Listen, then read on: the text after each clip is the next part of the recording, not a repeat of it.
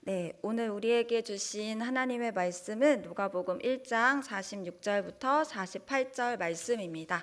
이곳에는 마리아의 찬양이 실려 있는데요.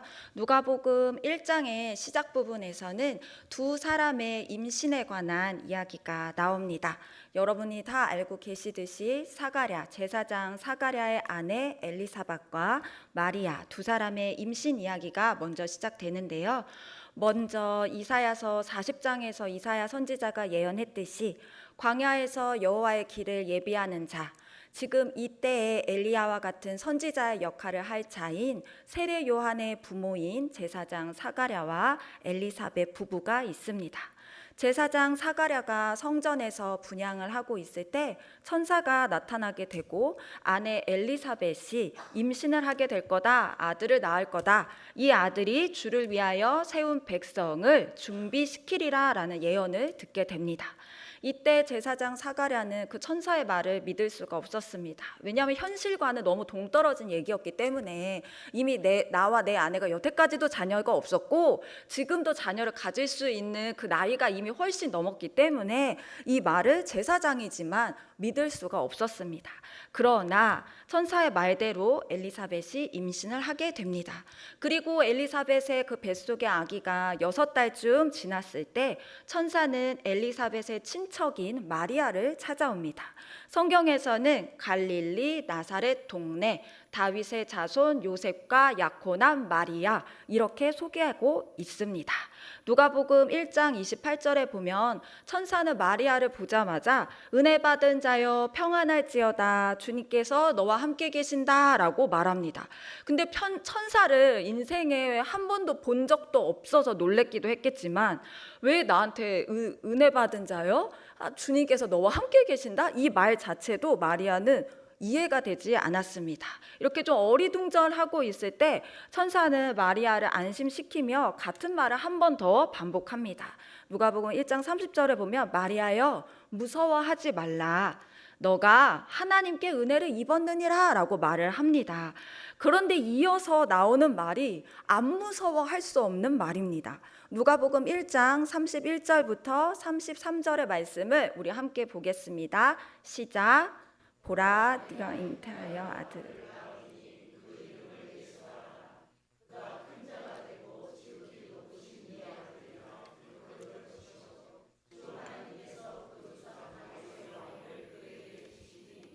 영원히 야곱의 집을 왕으로 다스리실 것이며 그 나라가 무궁하리라. 아멘. 여기에서 우리는 아멘 이렇게 저절로 했는데요. 32절, 33절에 보면 그 나오는 말들이 굉장히 좋은 말들이죠. 이사야 선지자가 7장에서 예언했던 것처럼 그 구원자, 처녀가 잉태하여 아들을 낳으리니 그 이름을 임마누엘이라 하라고 했던 다윗의 자손으로 오신다고 했던 수많은 선지자들이 그렇게 예언을 하며 기다렸던 그 구원자가 이제 오신다. 그 나라가 무궁하리라. 그가 우리를 보호하고 지키시리라. 이런 말인데 지금 마리아의 머릿속에 울리는 거는 네가 잉태해서 아들을 낳는다? 내가 잉태해서 아들을 낳는다? 이 말에 지금 완전히 이제 꽂혀 있습니다. 지금 말로 하면 완전히 여기에 이게 도대체 무슨 말이지? 그래서 이 뒤에 무슨 다윗의 자손으로 오시고 왕을 오시고 이런 말이 잘 안 들어왔을 것 같아요. 그래서 이 말을 듣고 난 다음에 마리아의 첫 반응이 저 처녀인데요? 저 결혼 안 했는데요? 이 말이 나옵니다. 도저히 이해가 안 되는 말씀인 거죠. 이때 천사는 여기에 대한 대답으로 더 이해하지 못할 말을 35절에 합니다. 성령이 너에게 임하시고 지극히 높으신 이의 능력이 너를 덮으시리니 그러므로 네가 하나님의 아들 거룩한 이를 낳을 것이다. 이런 말을 하는 거죠.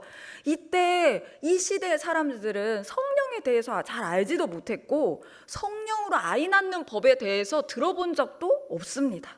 게다가 하나님의 아들? 이거는 나에게 어떻게 이런 일이 어떻게 일어난다는 거지? 아마 이랬을 것 같습니다. 천사는 이 마리아의 마음속 물음표를 이해하고 있는 듯이 아주 가까운 예를 들어서 하나님의 하시는 일을 말해줍니다. 네 친척 엘리사벳 있잖아. 애기 여태까지 못 낳잖아. 나이 되게 많잖아. 근데 지금 임신한 지 6개월 됐어. 하나님의 말씀은 능력이 있어 라고 말을 합니다. 그리고 이 마리아는 그 이해할 수도 없고 지금 뭐라고 이 감정적인 반응을 할 수도 없는 이 상태에서 믿음으로 순종으로 주의 여종이오니 말씀대로 내게 이루어지이다라고 고백을 합니다. 그리고 천사가 떠나가자 얼른 짐을 싸서 엘리사벳에게 진짜 그런 일이 뭔 일이 난 건지 엘리사벳을 찾아갑니다. 근데 바로 옆 동네가 아니기 때문에 꽤 긴 시간을 몇 주에 걸쳐서 그 지역으로 찾아가게 되는데요. 엘리사가 마리아를 맞이하자마자 엘리사 뱃속에 있던 요한이 기뻐서 이 뱃속에서 뛰놀게 됩니다. 그리고 엘리사벳이 성령이 충만해서 마리아에게 축복의 말을 막 쏟아냅니다. 누가복음 1장 42절에서 45절 말씀을 함께 보겠습니다. 시작.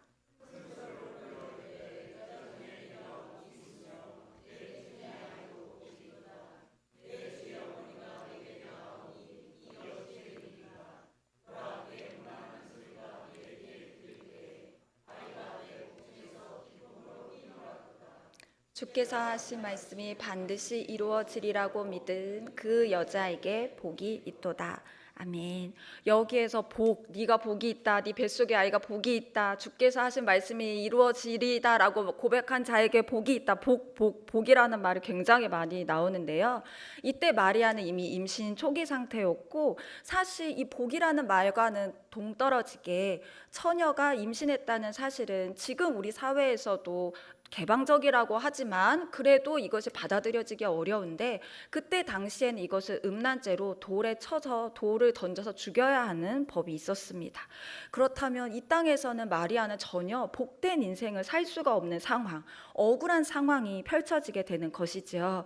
그런데 하나님은 하나님의 뜻 가운데 서 있는 이 마리아를 엘리사벳을 통해서 엘리사벳의 입술을 통해서 위로하고 격려하고 힘을 주고 계신 것입니다. 그리고 46절부터는 우리가 오늘 본문에 읽었던 마리아의 찬양이 터져 나옵니다. 46절부터 48절의 말씀을 우리 함께 읽겠습니다. 시작. 주를 찬양. 내 마음이 내 하나님 굿 그의 여종의 비천함을 돌보셨음이라. 보라 이제 후로는 만세의 나를 복이 있다 일컬으리로다. 아멘. 이것은 마리아가 천사를 처음 만나서 처음 이렇게 아들을 낳으리라 라는 말을 들었을 때에 했던 고백이 전혀 아닙니다. 그때는 어떻게 해요? 제가요? 이런 반응이었는데 마리아는 여기에서 진짜 기뻐하고 있습니다. 2번이나 천사가 네가 하나님의 은혜를 받았다라는 말을 처음 만났을 때부터 들었지만 그때 머릿속에 가장 강하게 남은 것은 네가 잉태해서 아들을 낳을 거야, 네가 ing태해서 아들을 낳을 거야, 이런 것밖에 없었습니다. 그런데 예수님이 내게 오시자, 성령이 나에게 임하자, 이 감정과 이성과 나의 상황을 뛰어넘어서 내 영이 기뻐하는 고백을 드리고 있는 것입니다. 이 땅에서는 고난일지 모르나 주의 뜻이 내게는 복이다 라고 고백을 하고 있습니다. 마리아는 내 영혼이 주를 찬양하며 내 마음이 하나님 내 구주를 기뻐한다 라고 고백하며 그 이유를 주님이 나의 비천함을 돌보셨다 라고 말하고 있습니다. 그래서 이후에는 사람들이 나를 복이 있는 자라고 일컬을 거야 라고 말하고 있는데요. 아무것도 아닌 나에게, 아무것도 자랑할 것이 없는 나에게 내 인생에 구원자가 오신 것이 기쁨이다 라고 말하고 있는 거죠. 하나님이 구원자를 다윗의 자손으로 보내주신다고 아주 오랜 시간 동안 약속하셨는데 마리아가 약혼한 사람이 다윗의 자손 요셉이잖아요. 근데 지금 이 시대에 다윗의 자손이 무슨 의미가 있습니까? 지금 나라가 다 망했고 우리나라 왕도 없고 남의 나라 왕이 다스리고 있고 우리나라는 식민지인데 네가 누구의 자손인가가 이 땅에서는 나의 흥망성쇠와 아무 상관이 없는 것입니다. 게다가 이 사람들은 갈릴리, 나사렛 이 지역에서도 가난하고 가진 거 없는 동네로 유명한 동네에서 배운 거 없고 가진 것 없는 사람들이었습니다. 마리아가 고백하는 비천함은 이 물질적이고 나의 상황적인 것뿐만을 가리키고 있는 것은 아닙니다. 왜냐하면 가난하고 명예 없는 사람도 가지고 싶은 것이 있고 지키고 싶은 것이 있고 소중히 여기는 것이 있습니다. 나의 삶, 내 미래, 이런 것이 언제나 가난한 자에게든 부자에게든 중요합니다. 예수님의 제자들이 대부분 어부 출신이었는데도 불구하고 그들이 얼마나 자기의 미래와 진로를 위해서 누가 더 우위냐, 누가 예수님의 오른팔이고 왼팔이냐 가지고 얼마나 자주 싸웠습니까? 요한복음 12장에 보면 우리가 너무나 잘 아는 향유 옥합을 깨뜨리는 사건이 나옵니다.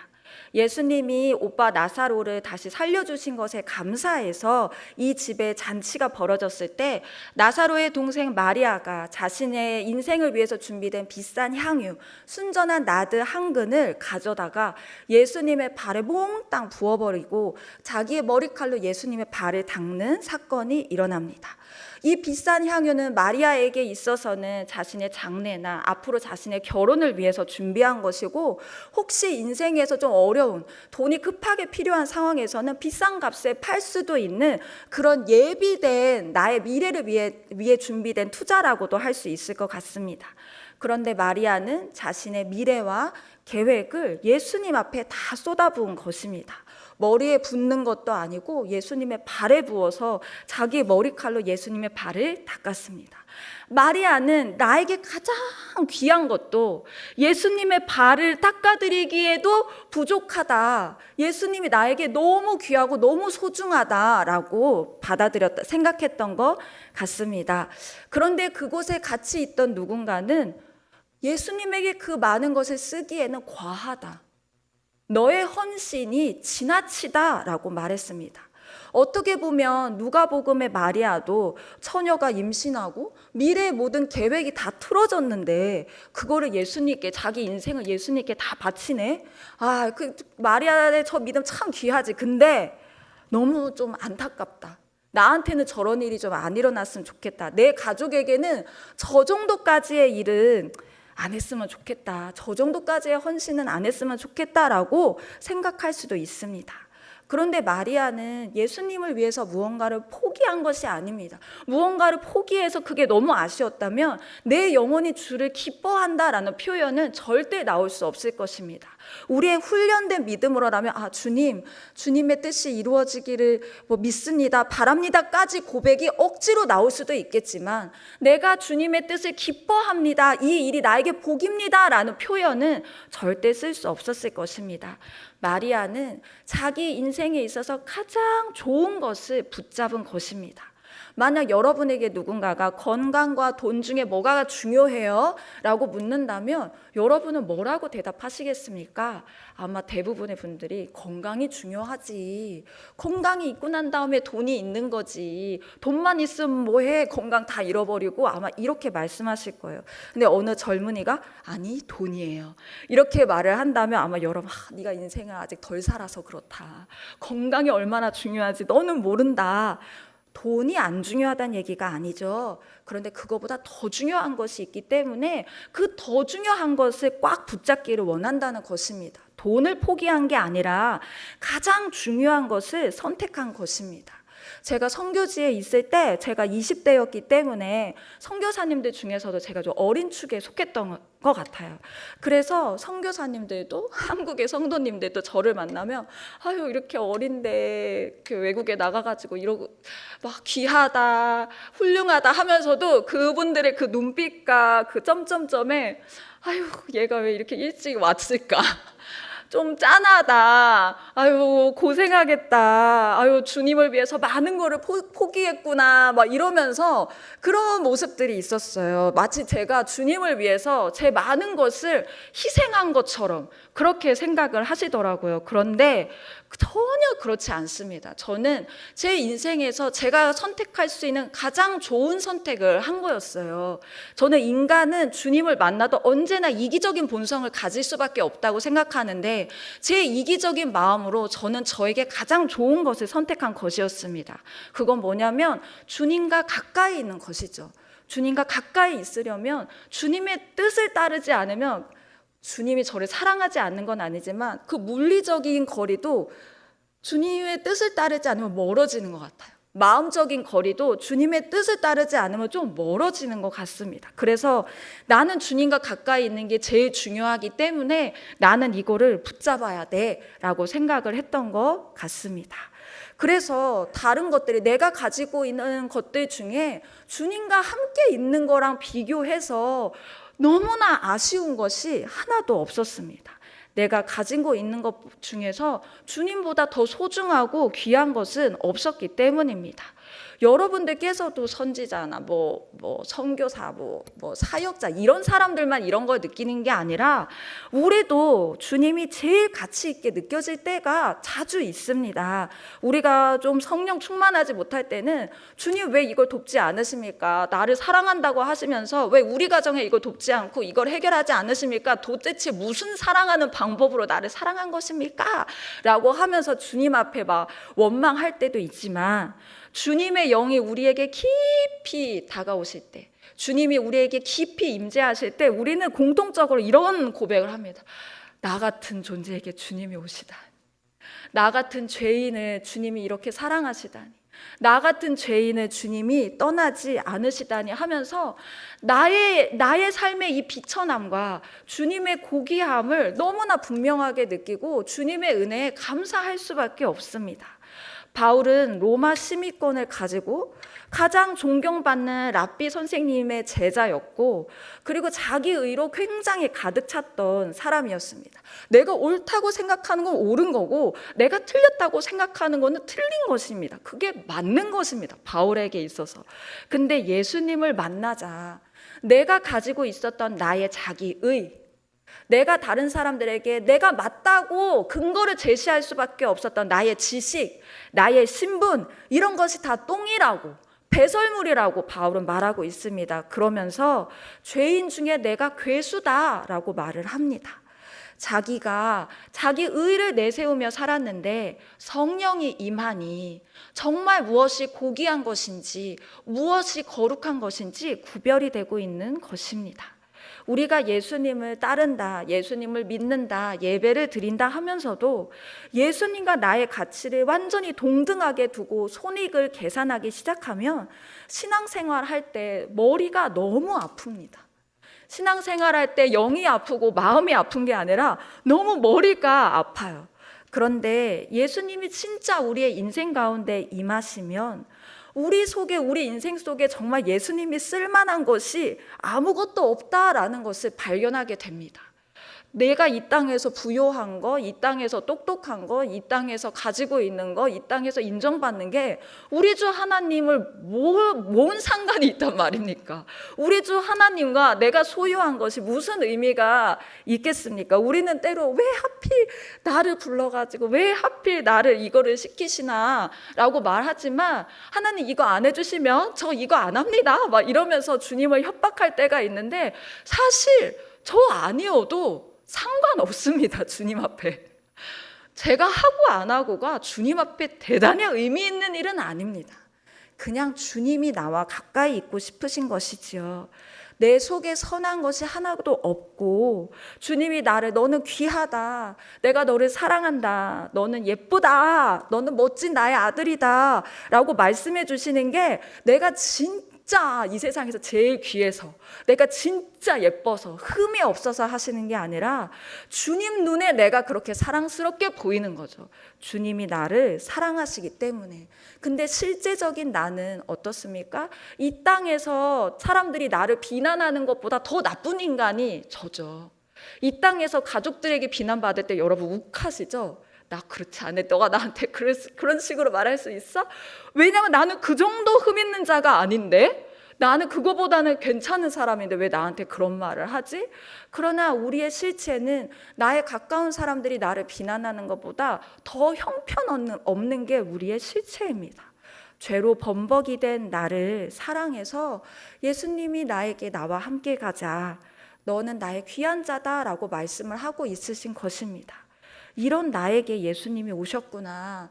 이런 죄 범벅인 핏덩이 같은 나에게 우리의 구원자가, 이 온 세상의 구원자가 나를 찾아오셨구나. 나 같은 질그릇 같은 인생 속에 예수 그리스도라는 보배를 담아두시는구나 라고 우리는 깨닫게 됩니다. 성령이 충만하면 우리가 이 예수님께 무엇으로 화답할 수 있을까요? 우리가 가진 무엇이 예수님에게 도움이 될까요? 아무것도 없죠.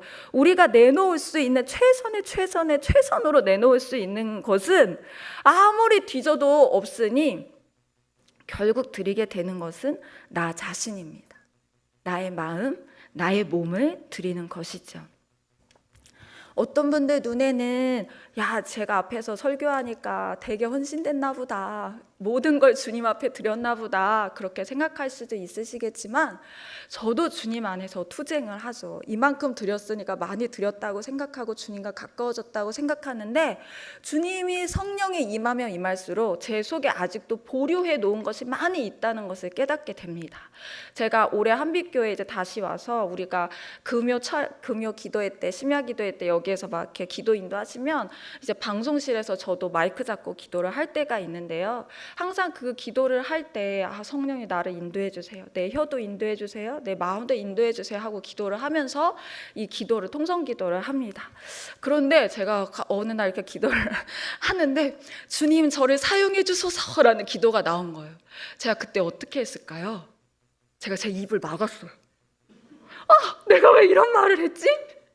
이런 제가 너무 놀래가지고 제 입을 순간 이렇게 막았어요. 정신이 퍼뜩 돌아오면서, 그러면서 0.000001초 사이에 내가 왜 내 입을 막았을까? 그리고 나는 평생 나를 사용하소서 이런 말을 주님 앞에 한 적이 없는데, 이것은 내 감정과 내 이성과 내가 할 수 있는, 내 의지로 할 수 있는 기도가 아니구나. 이거는 내 영이 하는 기도구나. 내 영은 주님 앞에 주님 나를 마음껏 사용하세요 라고 고백하고 싶은데 제 감정과 이성과 이것이 여태까지 꾹꾹 눌러서 적당히로 갔던 것이죠. 그러면서 제가 주님, 내가 여태까지 주님과 함께 오면서 나도 이제 주님을 조금 아는데 내가 이거를 왜 두려워할까요? 하면서 에이 모르겠다, 마음대로 하세요 이러면서 제가 주님 나를 사용하소서 하면서 막 기도를 했었던 적이 있습니다. 여러분, 우리 주님은 정말 좋으신 분입니다. 그분은 거룩한 분이지만 두려워하는 자들을 긍휼히 여기는 분이십니다. 교만하고 권세 있는 자들을 낮추시고 줄인 자에게 그냥 배를 채우는 게 아니라 좋은 것으로 채워주시는 분이십니다. 우리의 믿음의 선배들이 그분의 말씀을 이루어 가실 때 성령의 임재하심으로 믿음의 선배들이 예수님의 오심을 예언하고, 믿음의 선배들이 예수님의 잉태를 받아들이고, 믿음의 선배들이 예수님의 십자가를 바라보았다면 이제 우리가 바라보아야 할 것은 예수님의 재림입니다. 이 예수님의 재림을 기다리는 이 믿음의 후배인 우리들에게 필요한 것은 성령의 충만함입니다. 우리의 노력으로 내가 주님 앞에 나를 바쳐야 돼, 주님 앞에 내 몸과 마음을 드려야 돼, 주님은 정말 좋으신 분이지, 내가 헌신 안 하면 안 되지, 이렇게 우리를 아무리 세뇌시켜 봤자 우리는 되지 않습니다. 노력해도 되지 않는 게 노력이라고 하더라고요. 우리의 힘으로 그렇게 갈 수가 없습니다. 그래서 주님은 우리에게 성령을 부어주십니다. 성령이 우리에게 임하시기를 우리는 끊임없이 기도해야 하는 것입니다. 우리의 수준으로 지금 여러분은 가정을 일구시고 권사도 되시고 집사도 되시고 성도도 되시고 저도 저의 믿음의 길을 가고 있습니다. 그러나 주님께서는 여기서 멈추지 않고 성령의 임재를 더 붓기를 원하십니다. 더 붓기를 원하십니다. 더 부은 이후에 내가 어떻게 될지는 주님만이 가지고 있는 계획입니다. 그러나 주님께서는 우리에게 은혜를 받은 자여 평안하라 라고 말씀하고 있으십니다. 이 땅의 삶은 우리에게 평안을 약속하지 않았습니다. 주님을 따를수록 주님께서는 우리에게 고난이 올 것이다 라는 것을 이미 말씀하셨습니다. 그렇기 때문에 너희에게 내가 간다, 성령을 붓는다 라고도 약속하셨습니다. 우리의 영이 기뻐하기를 원합니다.